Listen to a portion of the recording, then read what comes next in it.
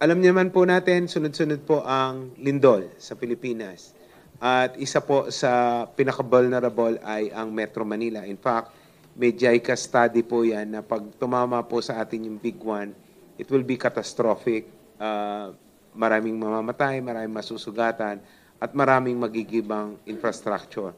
Ito po ay napakagandang programa ng DILG tungkol po sa pag-conduct ng infrastructure para ma-mitigate po yung epekto. Huwag naman po sana kung tumama sa atin ang lindol. Kaya naman upang masiguro ang integridad ng mga gusali ng gobyerno, magsasagawa ng infrastructure audit ang Department of the Interior and Local Government o DILG katuwang ang mga lokal na pamahalaan. Unang susuriin sa infrastructure audit ang mga vertical local-owned at lifeline infrastructure tulad ng mga ospital. Sa pamamagitan nito, makikita kung delikado na sa isang lindol ang isang gusali.